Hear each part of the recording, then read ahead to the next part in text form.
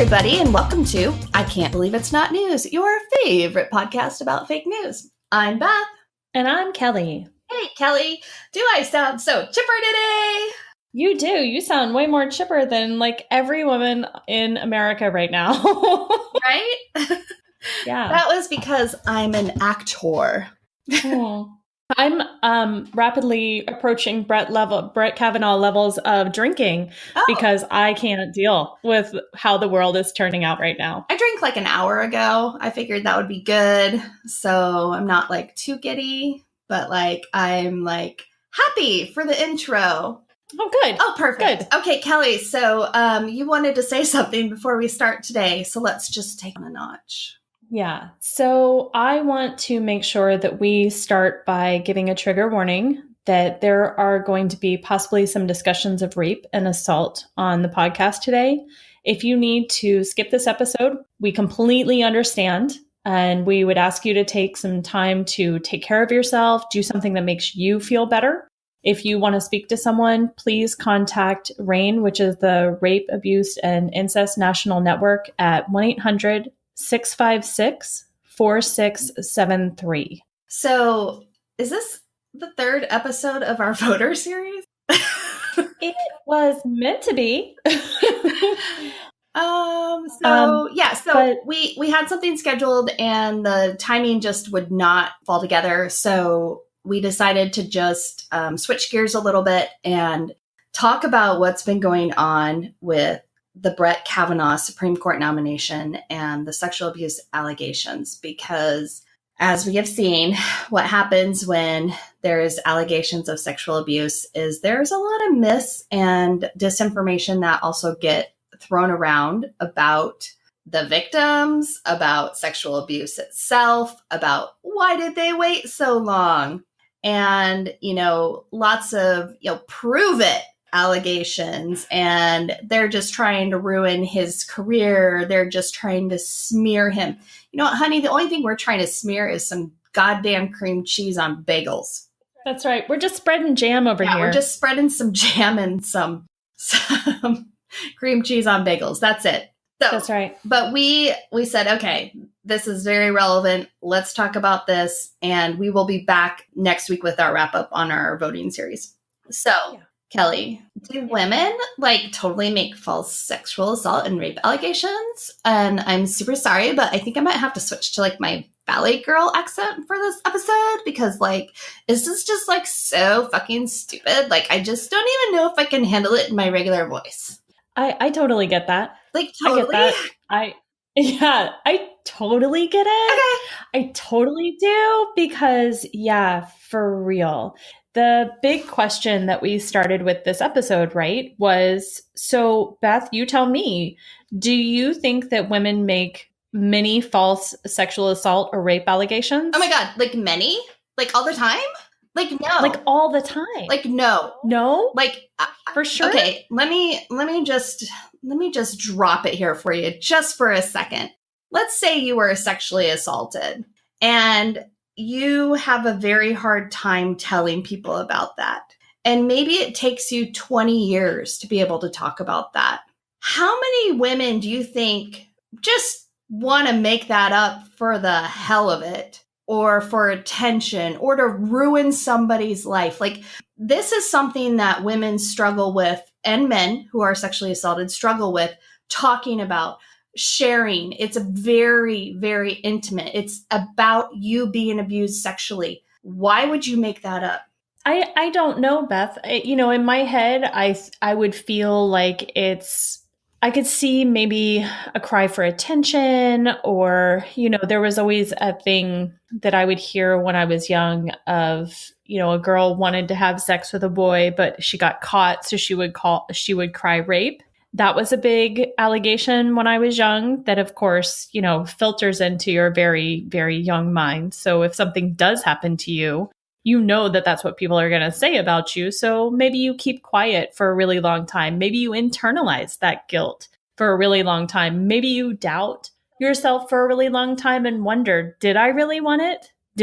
Was I really to blame? Was that really rape, or was that really attempted rape because he didn't hit me? He wasn't holding me at knife point.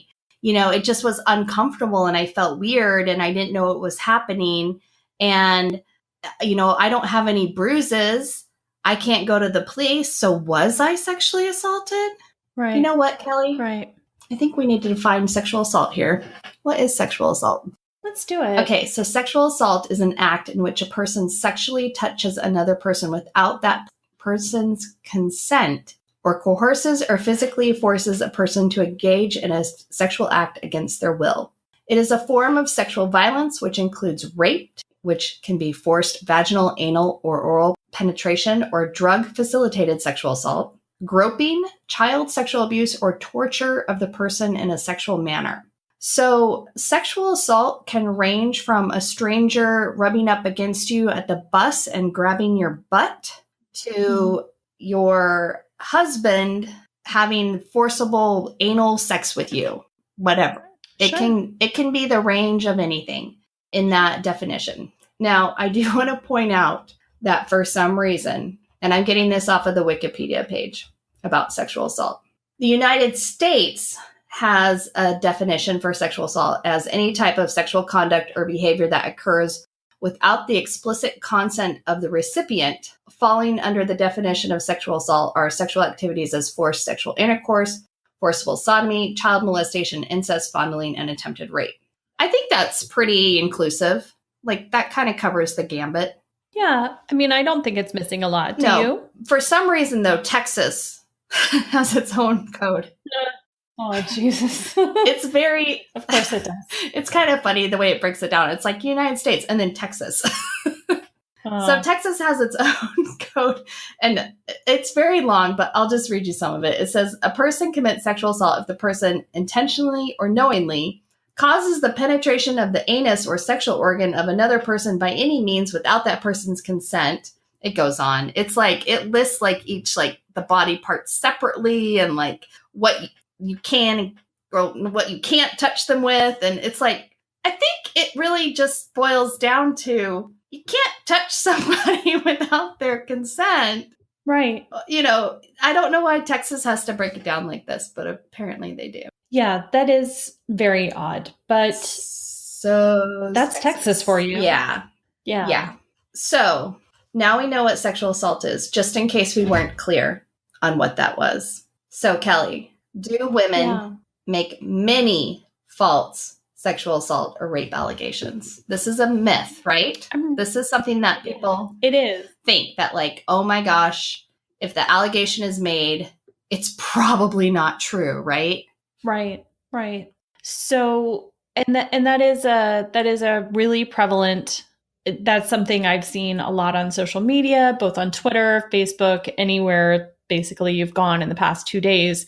That is a very prevalent topic coming from one side who seems to think that sexual assault is a partisan issue, and it is definitely not. It happens to everyone. But what I found when I was doing research on this is that the figures in the studies that show, because false allegations are very hard to prove. So the figures in the studies that I found show that the prevalence of false allegations in the United States average around 5%, which means out of 100 allegations of rape or sexual assault, 5 people would be saying something that's not true.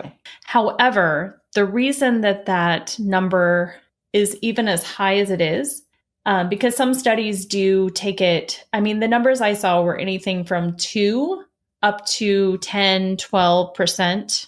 The reason that those numbers can vary so widely is because the numbers are subjective. The reason that they're subjective is because the determination of falsehood is left often up to police officers and police departments handling the case. So, for example, some police departments will not press charges if the victim did not attempt to fight off her attacker, the suspect did not use a weapon, or the subject had had a previous sexual relationship with the accused. And if you don't attempt to fight off your attacker, does that mean that you weren't raped? No. I mean, I think everyone understands the fight or flight reflex, that some people just decide that they're going to, if you just stay still and let it happen, you might not get as hurt. as if you try to fight your attacker. And that is definitely true for, I have so many questions. What are you going to say? I know. Drugged? Are you going to say an 8-year-old child didn't? Yeah, exactly. What if you're drugged? What if your drink is spiked? So that's another thing, is that in some instances, charges might not be filed if a victim has been drinking before an incident or has drugs in their system. Oh my God, Kelly, there's just like one little thing that I totally have to tell you. I also have like a super good drunk impression. That is a pretty good drunk impression. So like when I was like in college, I was a waitress at this like all night pancake place. And like these people, as they come in, and they was like super drunk. And I just like totally like can like sorry, I can totally like talk like them. Yeah. Oh yeah, no, that's my drunk impression. You totally can. So, yeah. So if I was like that, though, hopefully I don't sound like I was like that at a party and somebody had sex with me against my will, that would still be rape. It wouldn't matter if I was drunk. It would, yeah. Yeah. And also it wouldn't matter if he was drunk or how much he likes beer, just FYI. Okay. Right. Yeah. He can like beer all he wants. It would still be rape. And can I tell you another thing, Beth?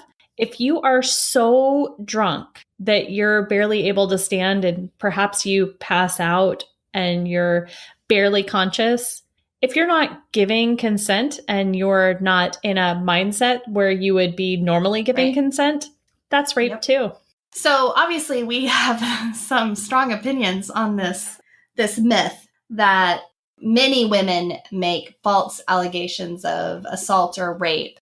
I think that the 5% is high. I think a true false allegation, yes, of course they happen. First of all, some people are fucking crazy, men and women. Right. They're just absolutely insane. I have seen Gone Girl. Some people are nuts. Okay. 100%. Absolutely. Yeah. There are going to be people who make up something for revenge or for attention, but these are going to be the outliers and these are not the standard. Dr. Ford, the woman who came forward with the allegation of sexual assault against Brett Kavanaugh, is not looking to fit into these categories. She is not a scorned lover. Right. She's not insane. This happened 40 years ago. And she just told her therapist and her husband about it a couple years ago from some of the reports. That's not something that you do knowing that, hey, he's going to be nominated for the Supreme Court in a few years. This is an incident that has affected her for her entire life since it happened. Well, and I mean, if you heard her testimony yesterday, you hear her say that when she was in the therapy office with her husband, I don't know if you heard it, but she was talking about how one of the things that came up was she wanted to have a second front door. Mm. And she said, my house is not aesthetically pleasing from the curb, but you get the sense of this is something that is still affecting her to this day, this kind of PTSD from the trauma of just not being able to escape something. She wants a secondary escape hatch, basically, from her own home.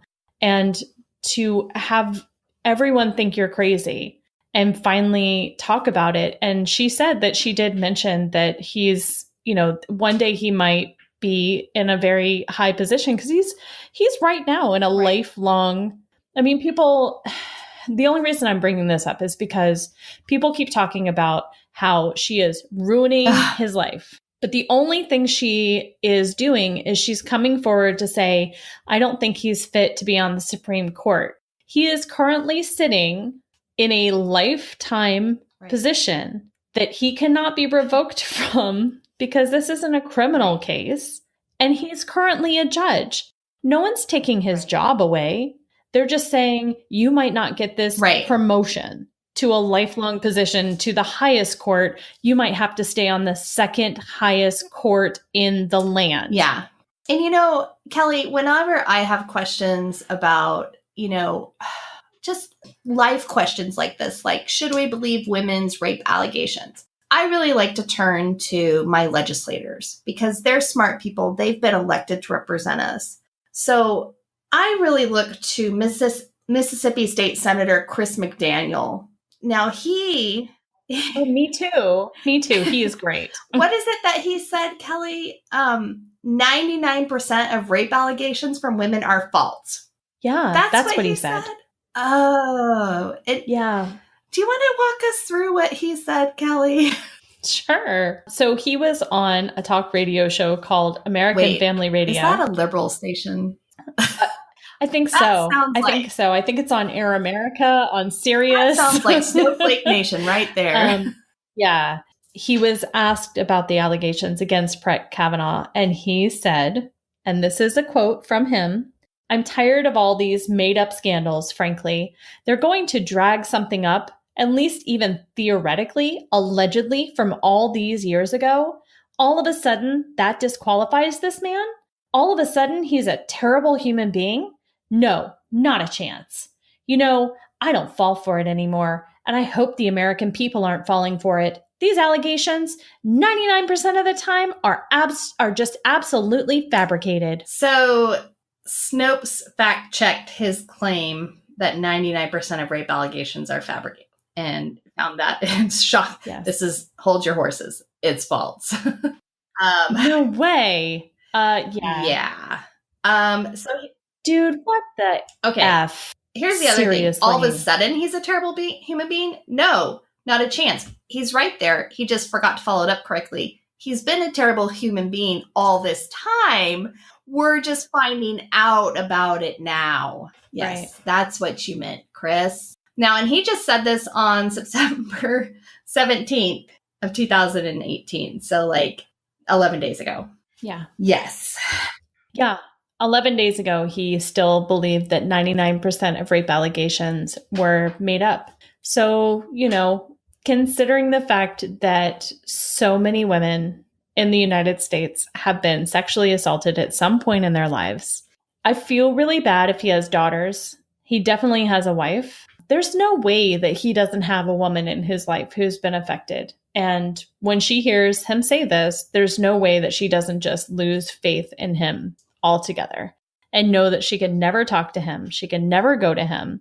And just to make one really quick point, if you listen to the testimony from Dr. Ford and you listen to her account of what happened, and you listen to how she talks about being pushed into a room, the door was locked behind her, the music was already playing in the room, it was turned up to muffle the sound of her screams, and he laid on top of her while his friend kept watch and periodically said don't, or egged him on to do something else. It was obvious from listening to that as a person who, you know, has experienced sexual assault on my own terms.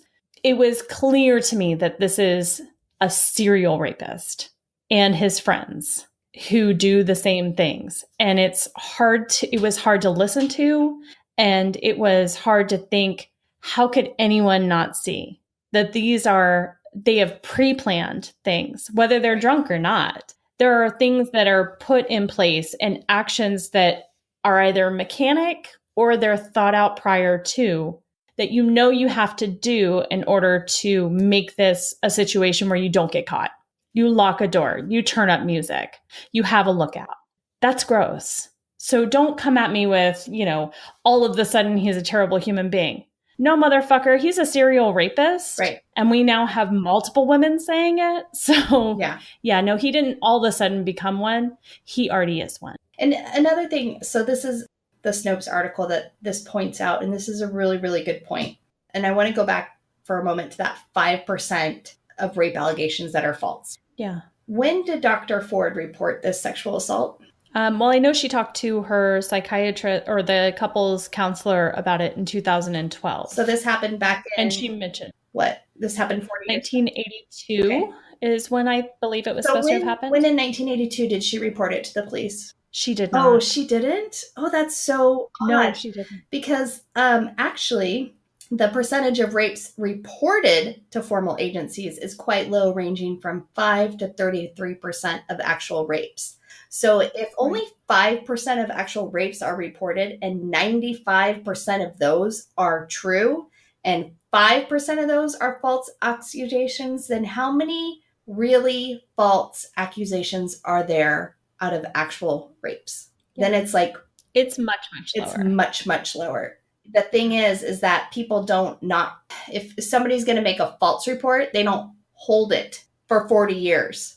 You don't sit on that and think, no, that's just not how it works. And it's just, when you think about it, her sexual assault was not counted in any sort of percentage in any way. Right. How many women at that school didn't report that rape, didn't report being groped and held down, didn't report, especially in the 80s. Come on.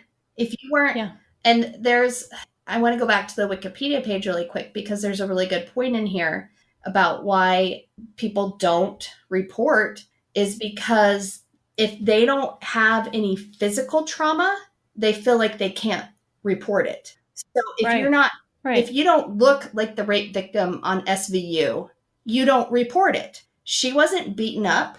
She wasn't, she didn't have an actual rape, like she wasn't penetrated, right? So you just get away from that situation and you think, oh, thank God I got away. The emotional scars are there. Right. But you think to yourself, how lucky am I? How lucky am I? And who's going to believe me? So you just go about your business, right?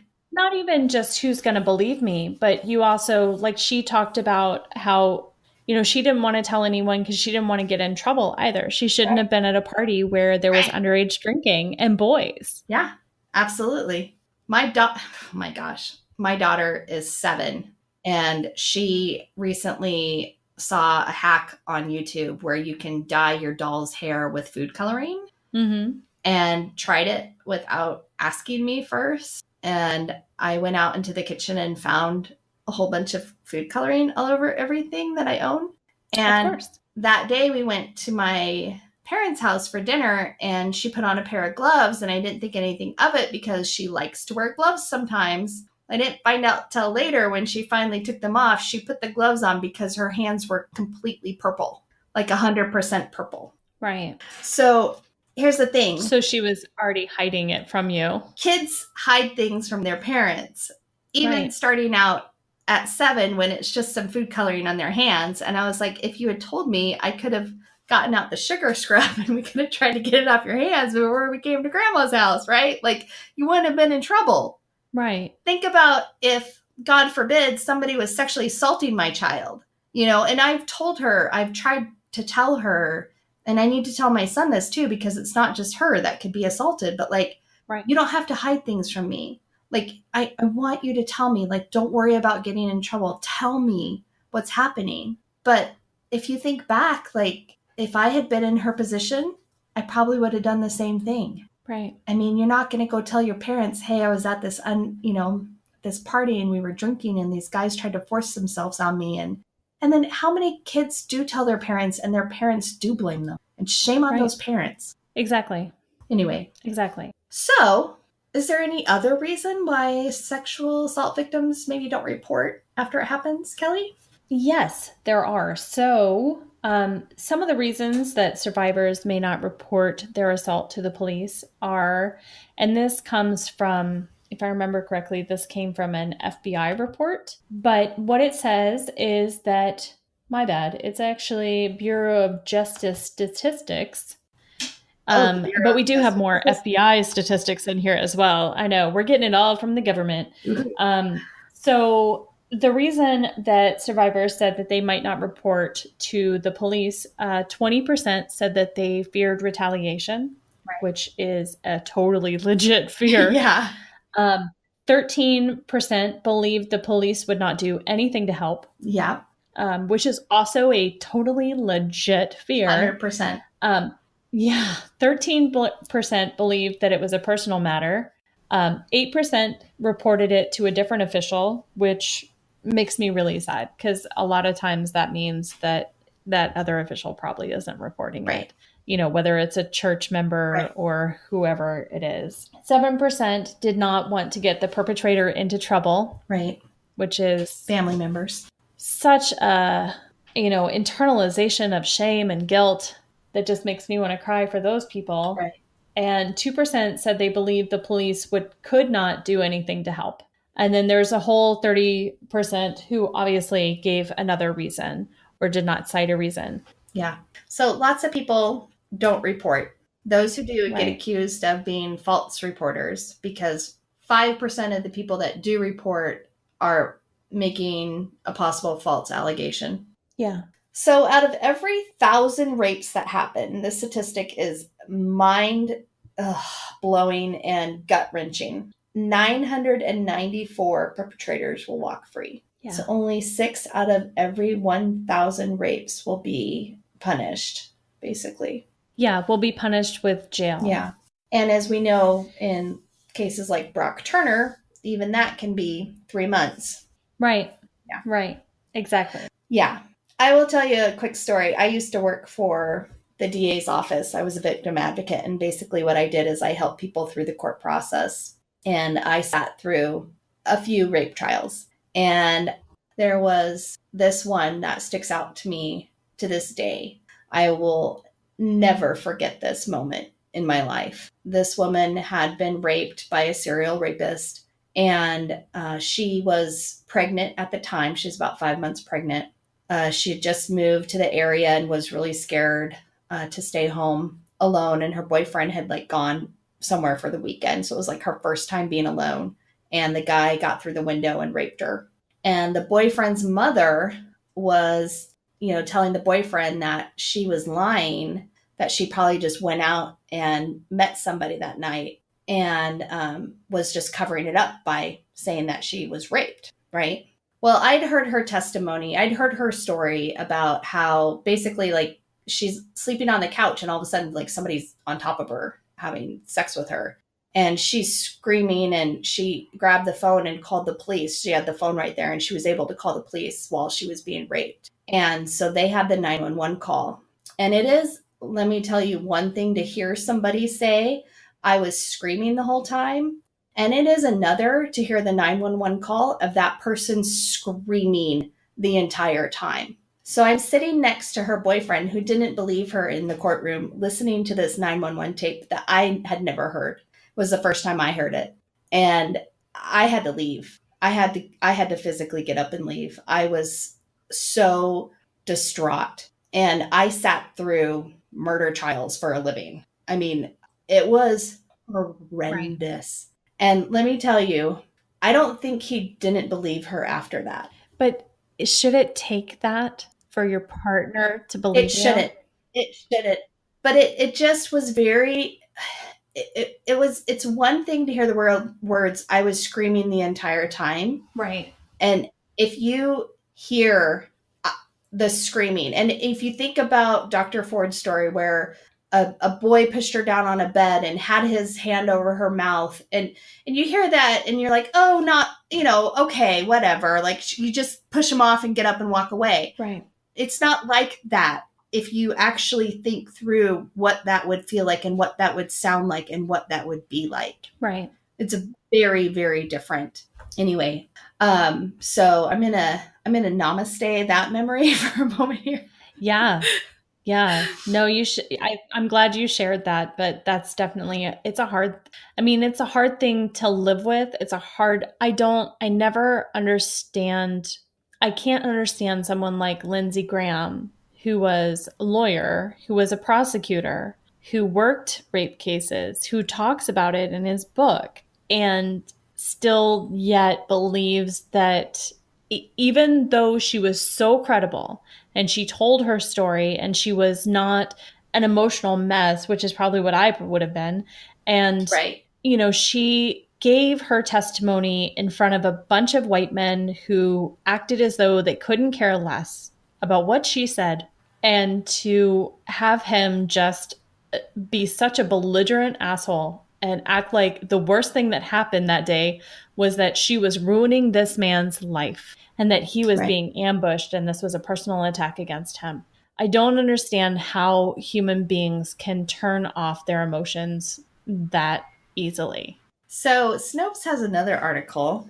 Yeah. Let me tell you a few other quotes that have been rounded up over the years. So this is called, Did Republicans Actually Say These Things About Rape?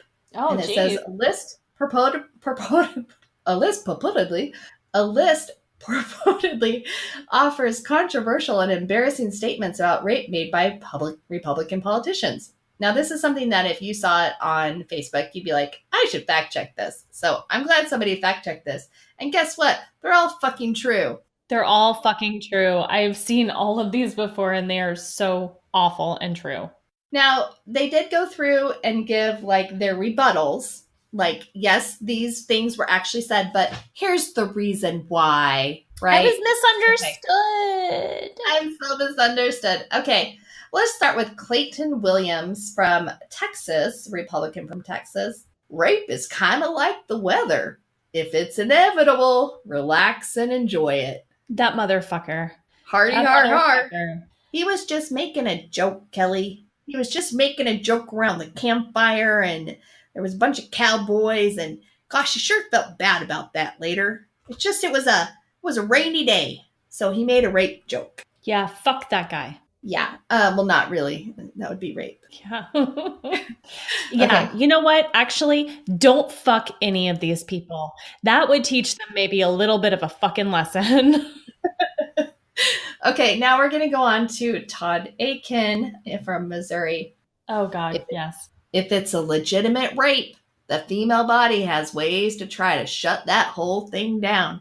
Now, Kelly, I don't know about switch, but yeah, where the fuck is my switch? I don't know, but apparently my uterus has a power switch that I can just press. In case of rape, press here. Right? Yeah. Okay, Rick Santorum said, rape victims should make the best of a bad situation.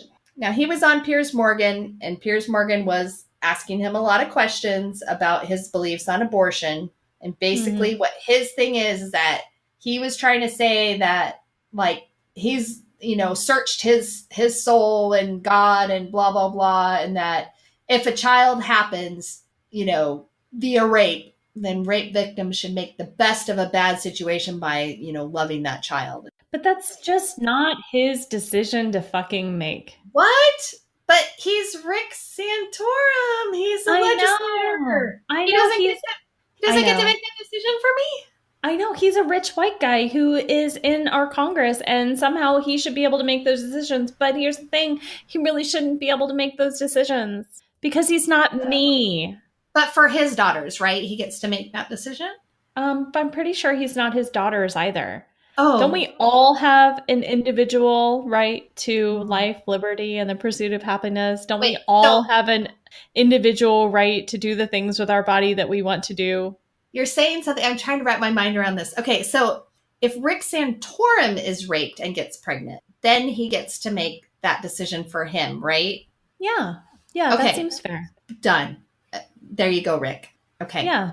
So what he should have said was, if I was a rape victim and pregnant, I would make the best of a bad situation. Personally. Sure. Okay, well, he can do that. I'm going to send him an email. I'm sure he just misunderstood how to say that. Right. And also Richard Murdoch from Indiana. Even when life begins in that horrible situation of rape, it is something that God intended to happen. Now, Kelly, now, before you get upset, that's he didn't mean that God intended the rape to happen, just the pregnancy. Now don't get too muddled in the details there. The pregnancy was deemed by God. How the pregnancy happened isn't up to God. Apparently, Richard Murdoch doesn't ever have to deal with the question from a 6-year-old of, who's my dad? How come I've never seen my dad? What's my dad like? I'm going to send that email to both of those guys. Just yeah. I think it's fair if they get pregnant. Right. Yeah, they can make their own personal decisions. Listen, if an alien comes down and is able to impregnate a man, totally, they get to make a decision whether or not they're going to go to their alien abortion doctor and have that taken care of. Absolutely, because that is their personal choice. Right. 100%. Okay. We have the only woman in the bunch, Jody Loudenberg from Texas as well. And she said, in the emergency room, they have what's called rape kits where a woman can get cleaned out. Oh. Now, she took a lot of crap for saying that. And she defended herself and was like, I just got confused in the moment. She was like they were arguing like on the floor, and the Democrats were confusing her with their crazy questions. And she knew that the rape kit was for gathering evidence, not a D&C, which is basically what she said it was. And because when you go to the hospital after you're raped and they do a rape kit, it's actually just for gathering evidence for the police, and then they put it in a warehouse and lose it. It's actually not an abortion that they like. Yeah, no, they're not the same at all. Yeah, and about 5% of rapes do result in pregnancy, so you don't give the other 95% of people an abortion that aren't pregnant. And plus, like, if you just got raped, like, you might not be, like, you're not like 10 weeks along, right? You're like 10 minutes along. Okay. So yeah, I know Republicans are super confused about how abortion works and bodies in general, and like women and uteruses. And science. Yeah. I mean, science is a real fucking mystery to those people. Yeah. But yeah. Okay. So the last one is Lawrence Lockman. Oh God. If a woman has the right to an abortion, why shouldn't a man be free to use his superior strength to force himself on a woman? At least the rapist's pursuit of sexual freedom doesn't, in most cases, result in someone's death. So his argument was there that an abortion is murder, and that is worse than rape. So if women are going to murder fetuses, then men should be able to rape them. Can I tell you what I think? I'm so shocked that you have a thought on this. I know. Isn't it shocking? I think the best part of Mr. Lockman slid down his mother's leg the night that he was conceived. And I know that that's disgusting, but he is a disgusting human being. Like, that's the person who makes me want to start a vigilante girl gang to go round up rapists. Well, the good news is that he lost his job after that came out. This was a blog post that he had done like years and years ago, and then was now a legislator. And they said, yeah, we're going to say that you can't legislate for our state anymore. Yeah, I mean, if you read the article, he also said shit like HIV and AIDS could be spread by bed sheets and mosquitoes. He's a real, I think loser is the nicest term I could actually give here. Yeah, I think so. That is the nicest term that you could give there. Good job, Kelly. Good job being nice. I like it. Yeah. So those are some Republican statements on rape. And I didn't find a corresponding Democratic one. I don't know why. I know. It's shocking, isn't it? Yeah. Do you remember Lindsey Graham yesterday saying that Democrats don't ever get accused of sexual assault? The man who was fucking part of the Ken Starr investigation into Bill Clinton said that Democrats never get accused of sexual assault. We've had Al Franken. Al Franken, Anthony Weiner, who's currently sitting in prison. Yes. But, Democrats don't get accused of sexual assault. Motherfucker, Democrats just, we just have to take it on the chin. We're not proud of any of this fucking bullshit either. We don't stand behind our fucking man like Tammy Wynette and say, well, you're just ruining his reputation. Fuck off. Yeah. Lindsey Graham, we all know what you're after. We all know that you just want the attorney general job. Don't fucking try to play here. We know it's been promised to you if you fall in line. We saw what happened. You went on a golf trip with Trump and you came back a different person. Okay, but Lindsey Graham also said, told a woman to report her rape to the cops, right? Yes. We have a Twitter thing on here. What was this about? Yes. So this woman actually walked up to him after the testimony from Dr. Ford when the session was in recess, before Kavanaugh came to talk for 45 minutes about how much he liked beer. So she walked up to him and told him that she had been raped, and that so she said, I told him I was raped 13 years ago, but I don't know the date. So would he believe me? And he said, I'm sorry, but then you should go to the cops. Uh-huh.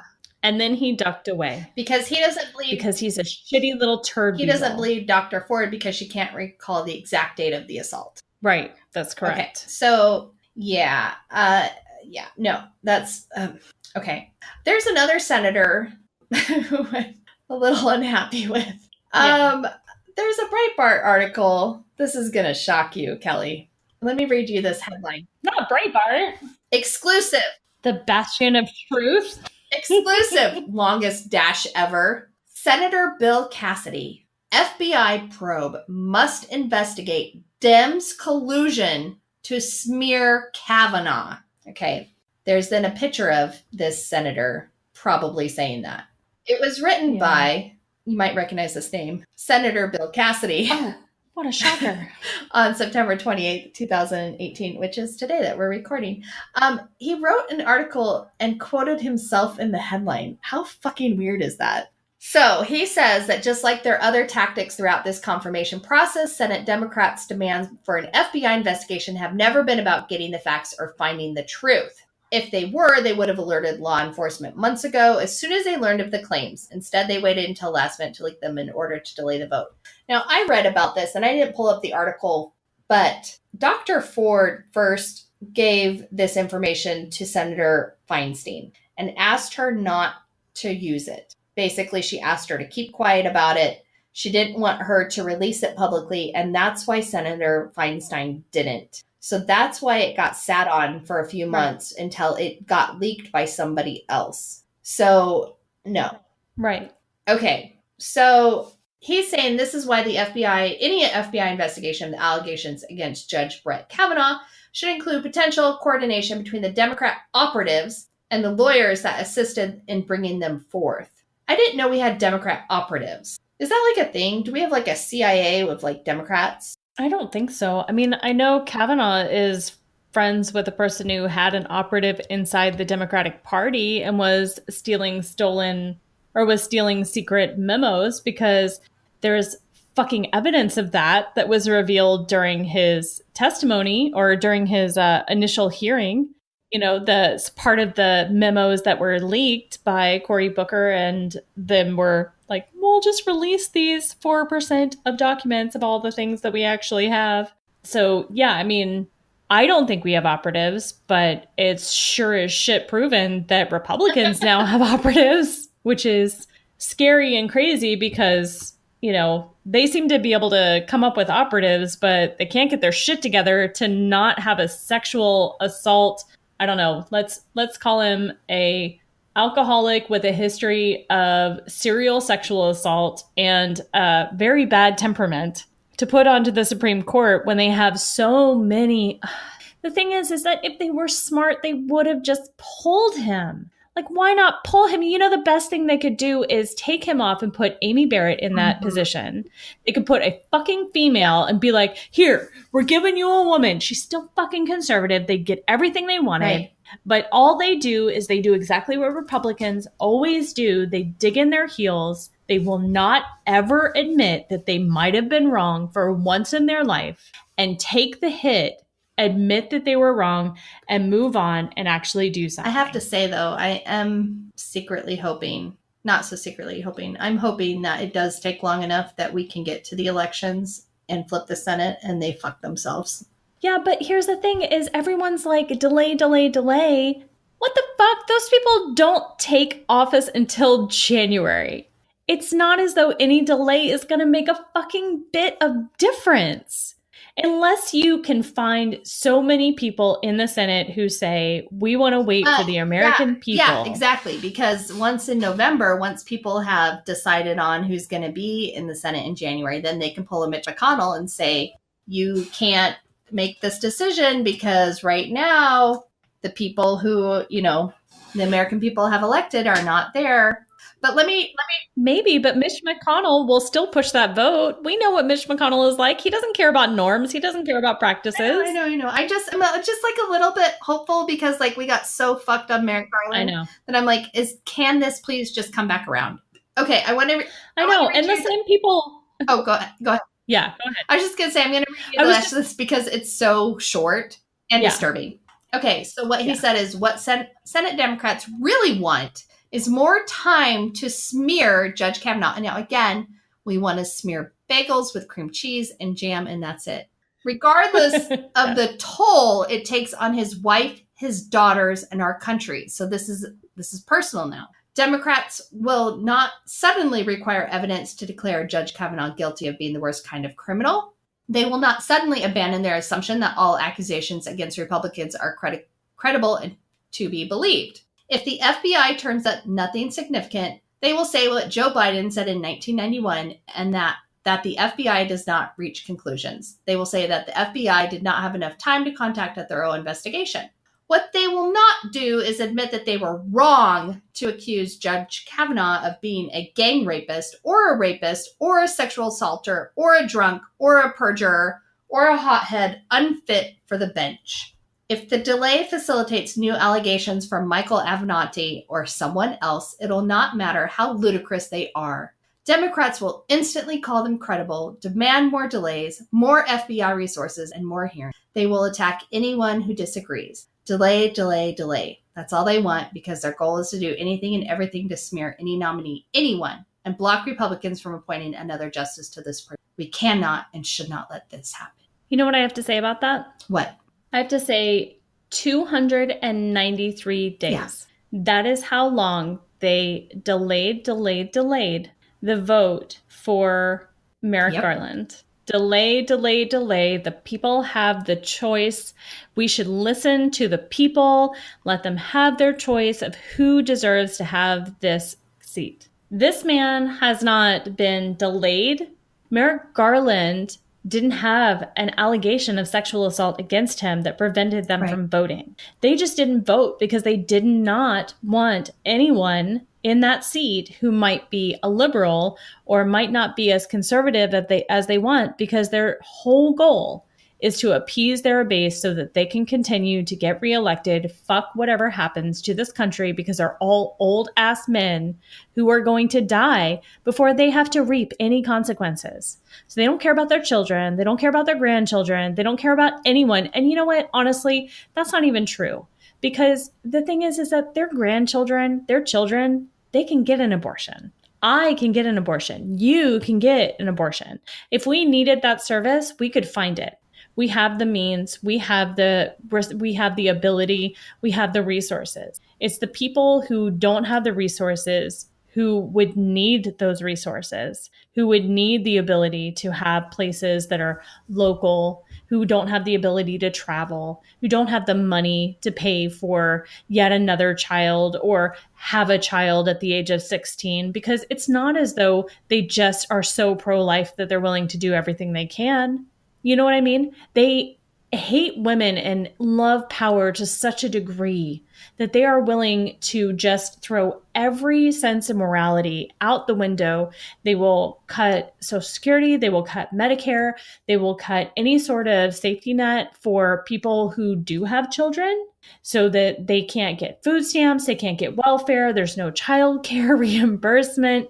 What the actual fuck? If you're not someone who already has a middle-class income, you are fucked and you are living in a cycle of poverty that will never fucking. Here's the thing.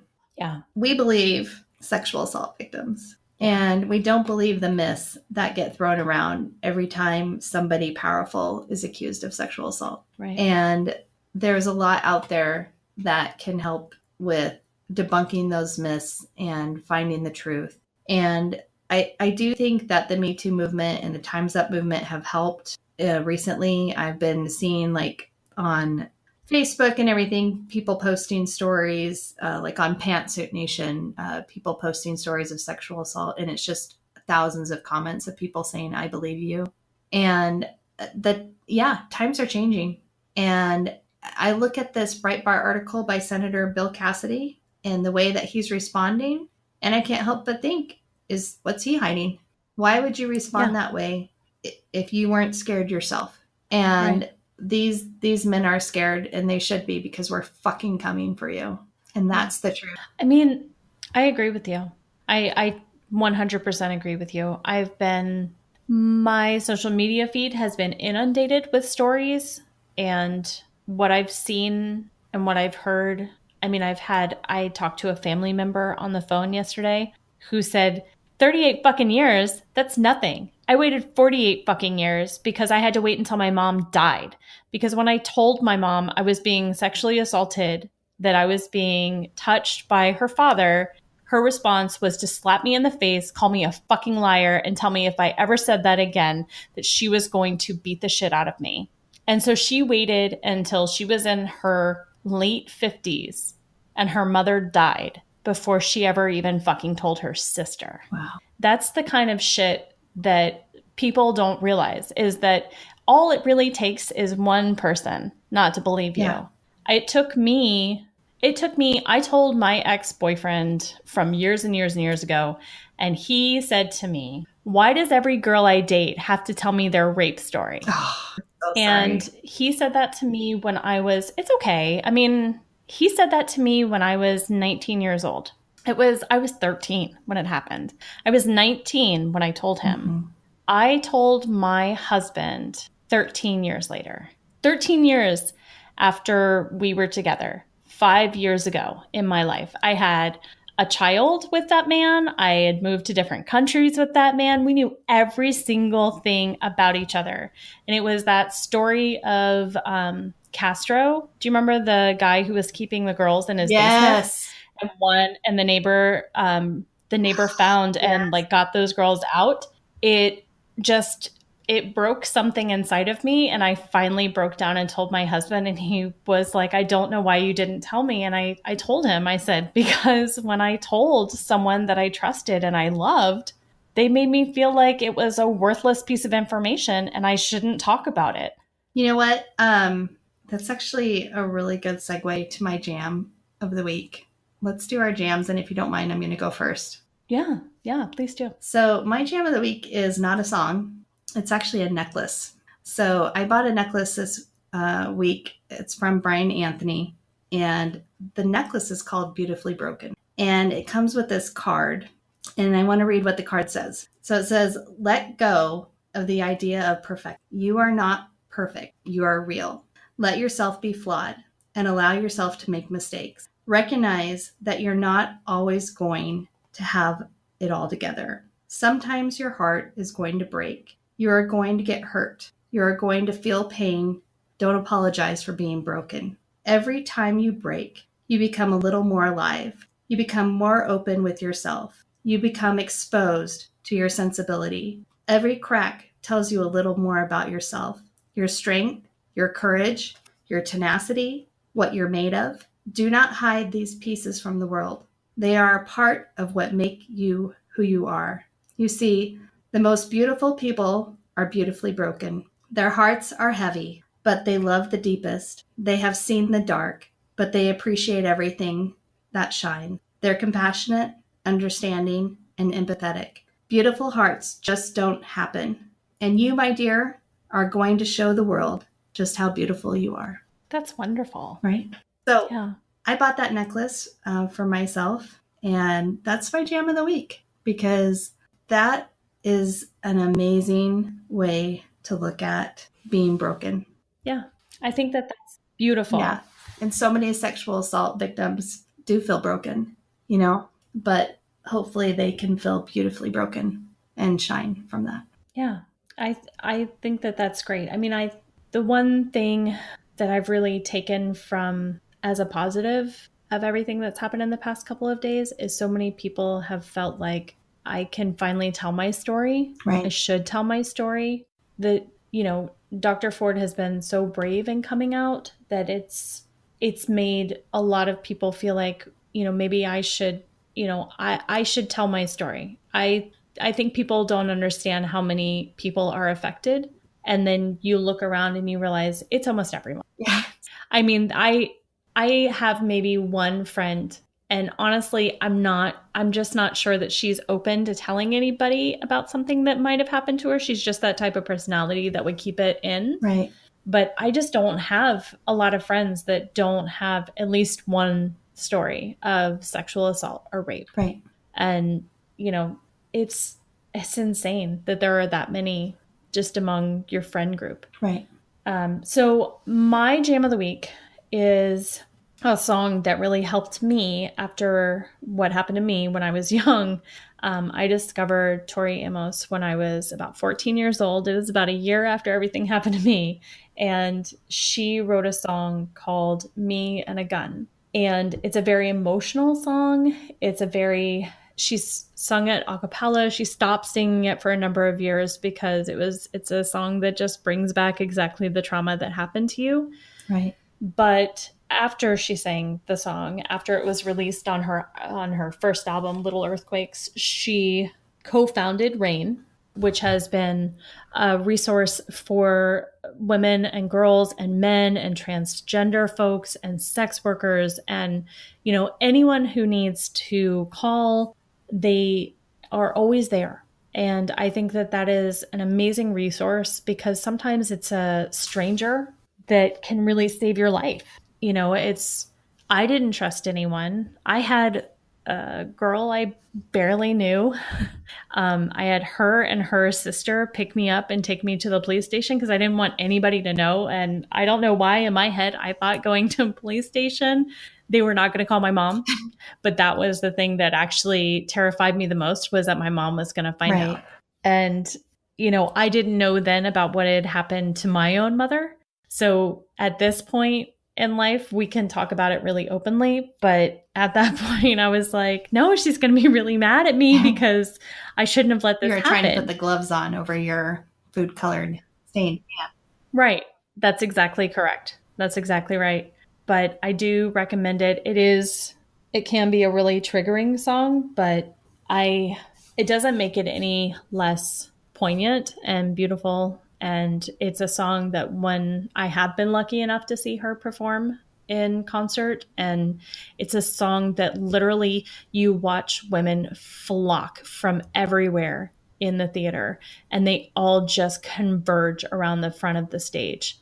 And it's a very cathartic experience. And I've seen her perform it maybe 3 times because I saw her a lot when I was a teenager. And it was always this almost out of body experience by the time you get to that point where she sings and she finishes. And so I have a live performance that I'm going to put up on the website. Okay. Sounds good.